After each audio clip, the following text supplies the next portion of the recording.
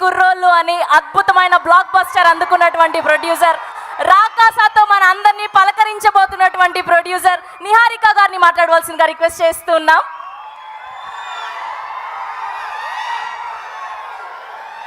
Good evening.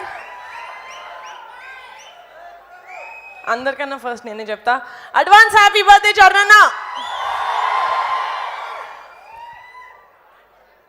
యాక్టర్గా mega power star Ram Charan గారి గురించి మాట్లాడే అంత పెద్దదాన్ని కాదు. నాకు తెలిసింది ఒకటే, చరణ్ ఏ సినిమా చేసినా కష్టపడి మేము రామ్ చరణ్ ఫ్యాన్స్ అని కాలర్ ఎత్తుకునేలాగా ఉండాలి. అది ఒక్క రీజన్కే కష్టపడి చేస్తాడు. I know that. బట్ ఇప్పుడు ఒక ఆడపిల్లలాగా మాట్లాడతాను. చరణ్ తన వైఫ్ని అట్మోస్ట్ రెస్పెక్ట్ తోటి, అట్మోస్ట్ లవ్ తోటి చూస్తాడు.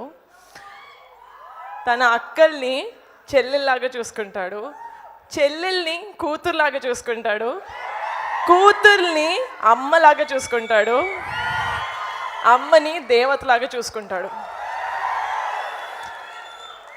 Mega power star Ram Charan గారి ఫ్యాన్స్ లాగా ఇక్కడ నాకు 90% అబ్బాయిలు కనిపిస్తున్నారు. కాబట్టి చరణ్ నుంచి మీరు ఏదైనా తీసుకోవాలి అంటే ఆడపిల్లని అమ్మవారిలాగా ట్రీట్ చేయండి. అండ్ ఒక ఆడపిల్ల పక్కన mega power star Ram Charan గారి ఫ్యాన్స్ ఉన్నారు అంటే ధైర్యంగా ఉండాలి. ఒక ఆడపిల్ల ఉంటారు కదా. చరణ్ బర్త్డే రోజు ఇది ప్రామిసా కాదా? ఐ రియలీ హోప్ చరణ్ హెల్దీగా హ్యాపీగా లైఫ్ లాంగ్ ఉండాలని మనస్ఫూర్తిగా కోరుకుంటున్నాను. Thank you so much. I love you so much Charan. వీళ్ళందరికన్నా ఒక మెట్టు ఎక్కువ నాకు నువ్వు అంటే ఇష్టం. What a wonderful speech Niharika Konidela గారు, అదరగొట్టేశారు అంతే, మామూలుగా కాదు. సో ఇప్పుడు మా అందరి స్వీటెస్ట్ ప్రొడ్యూసర్